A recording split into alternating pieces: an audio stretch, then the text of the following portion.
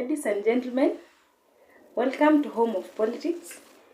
It has been very long, but I appreciate your support. For those who are commenting, subscribing, sharing this content, liking, and others are even posting on other platforms. Thank you so much for doing so.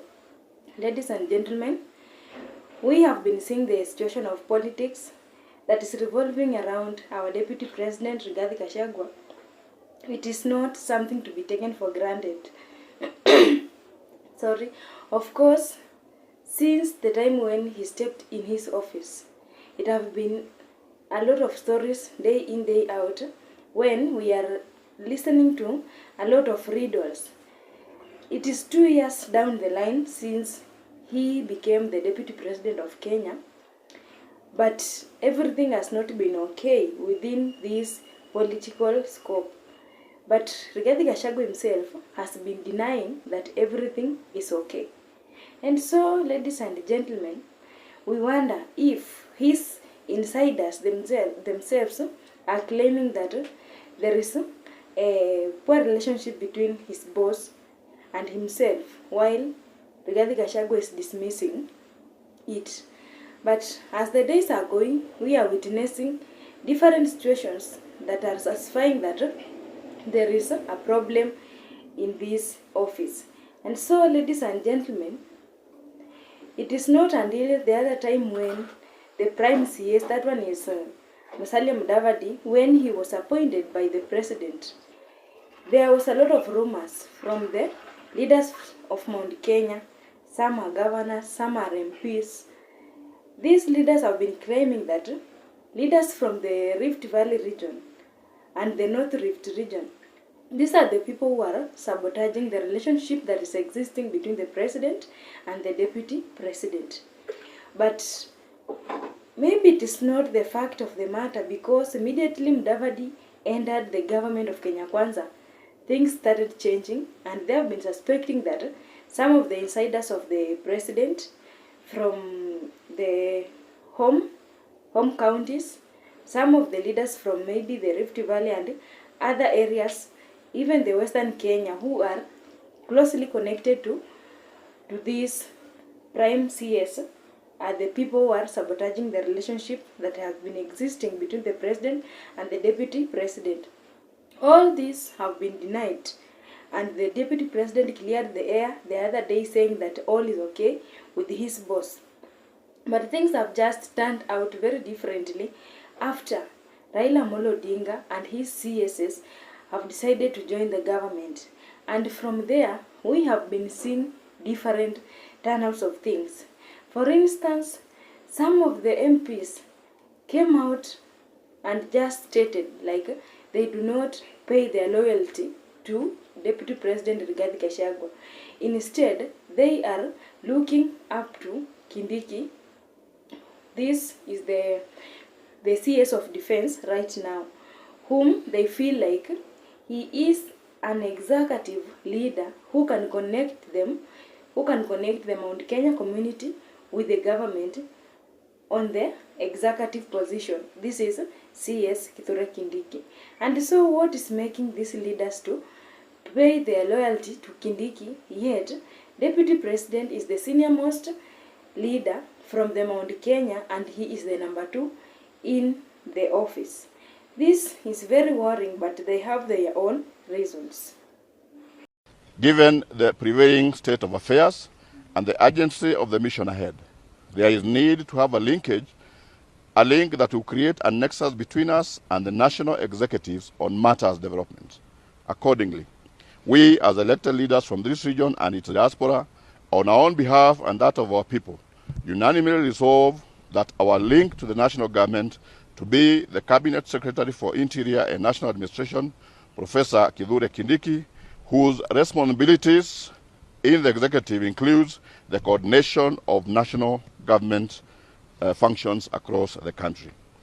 This declaration is issued on the 12th of September 2024 by the following members. We are going to share this report with you, so you'll be able to see the members present. We have 35 members.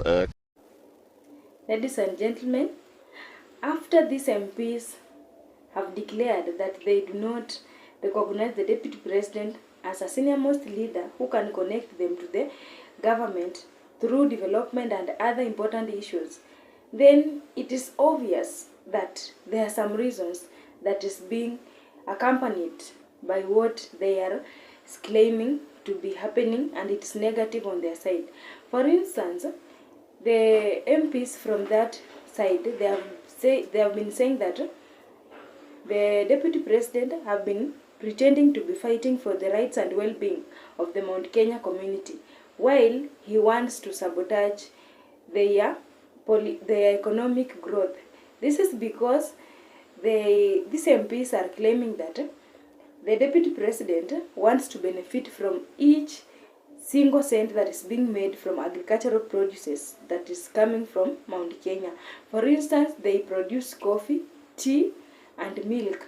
And so they are saying that in every 1 kilogram of the produce that they are selling, this leader who is pretending to be fighting for their rights will be benefiting by 3 shillings from each kg of the produces that they will be selling.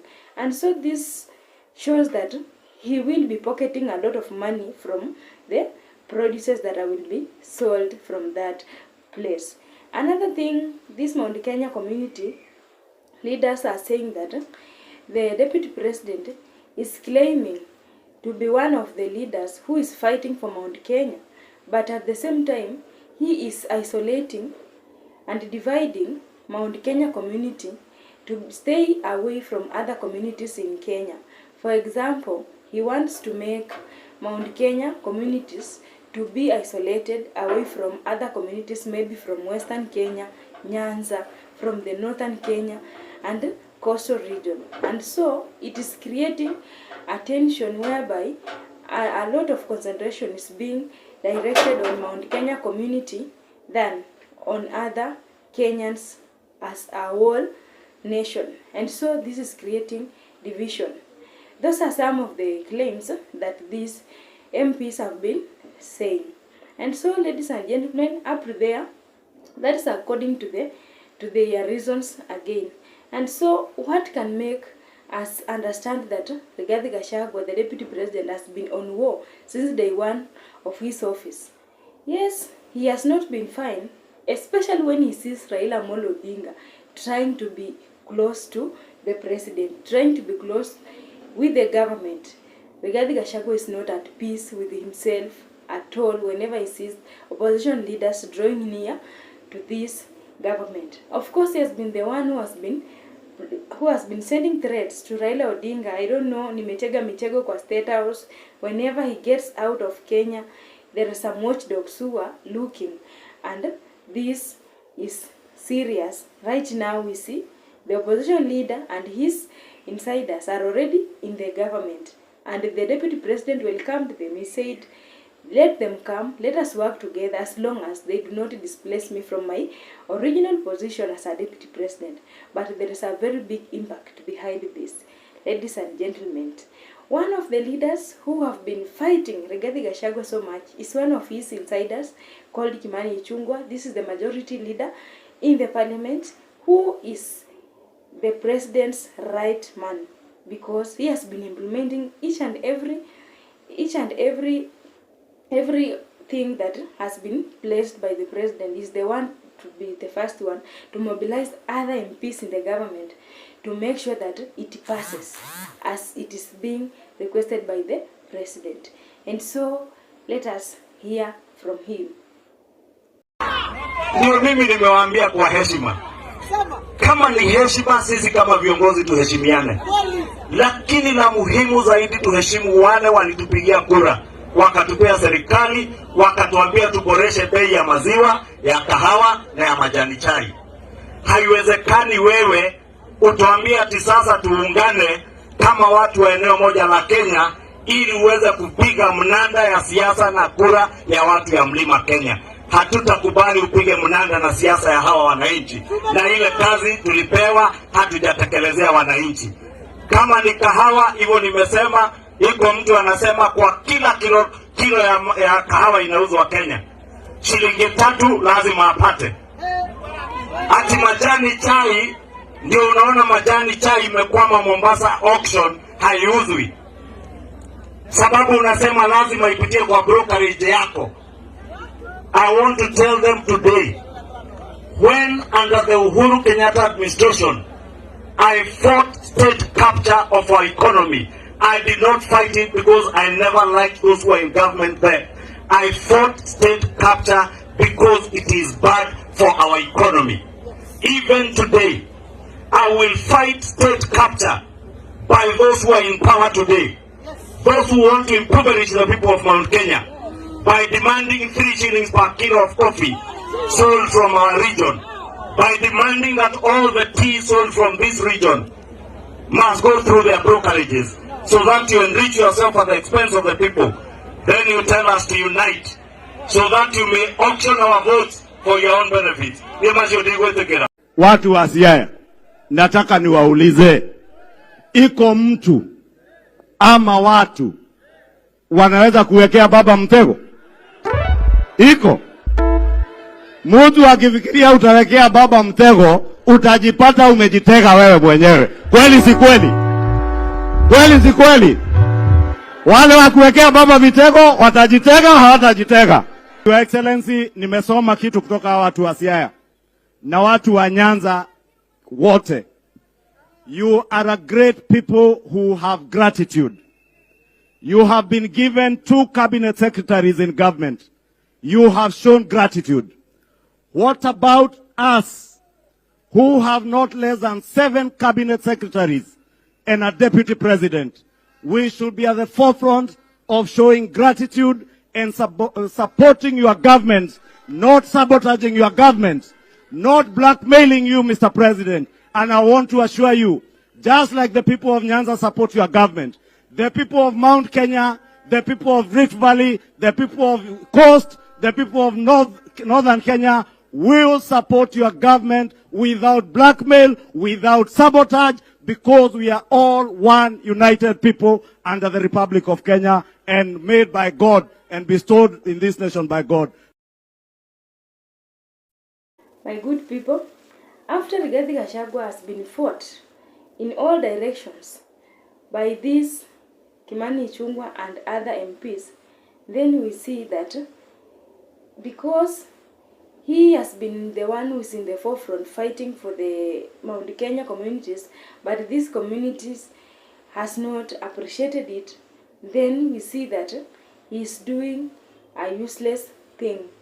The first thing here we can see that the situation that we are experiencing today in Kenya, we see the deputy president is not respected by the community that he comes in.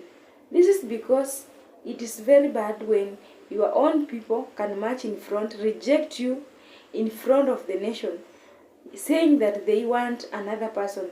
We're not saying that Kindiki is not the best leader or is not among the Mount Kenya community leaders, but they are just rejecting the deputy president anyhow, which was not expected. We can see the reason that, or the cause of this rejection, is the president himself. This is because these MPs are pro-Kenya Kwanza. Even the deputy president is a man from Kenya Kwanza. But as we look at this idea very critically, we see that Kimani Ichung'wah is the majority leader, which means whenever he can influence other MPs in the parliament to pass or to make something not to pass, or a bill not to pass in the parliament, then it have a certain impact, which can affect the bills, the laws, and other things that can be passed from the president. And so indirectly, the president might be using this Kimani Ichung'wah and these MPs who rejected Rigathi Gachagua to tell Rigathi Gachagua that they do not need him in the government. It is quite impossible to throw away Rigathi Gachagua from the Kenya Kwanza government, because the first thing, this deputy president was elected by the citizen, by the people. So it's the choice of the people, but not the choice of the president, not the choice of the MPs. And so this is the only strong immunity that the deputy president has. And so even if they are using indirect method to chase Rigathi Gachagua from the government or from the office, then they do not have any power to chase him away, because he was elected by the votes of the people on the ballot paper. And so these are just cold wars that will be thrown on him every minute, but he will maintain his position.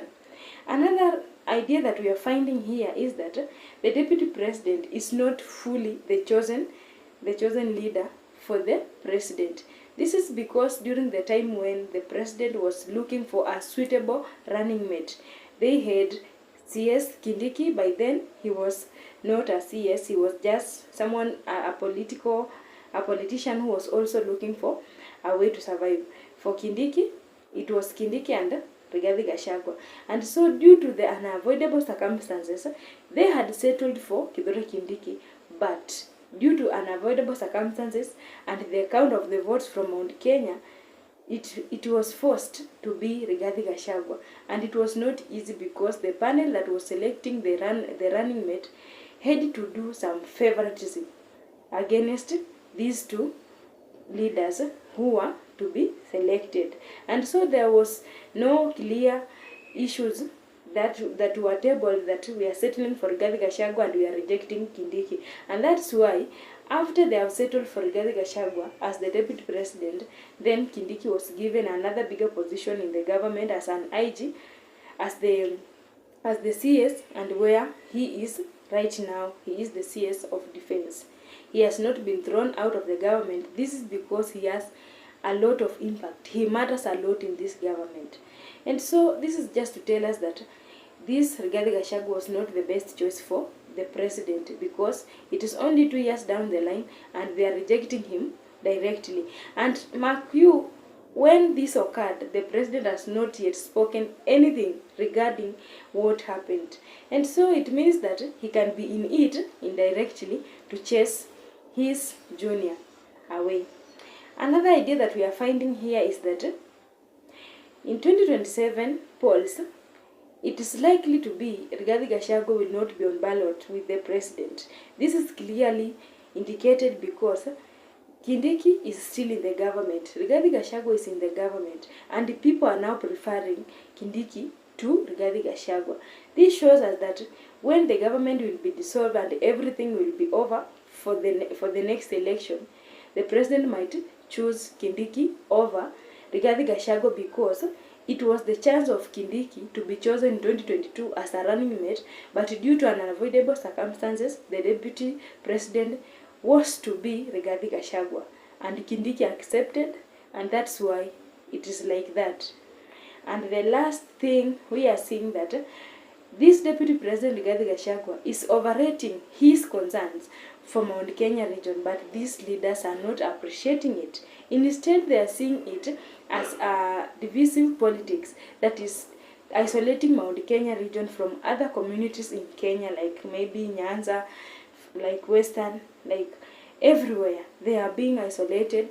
They are the point of focus for the deputy president, other than focusing as a whole nation, as a senior most leader.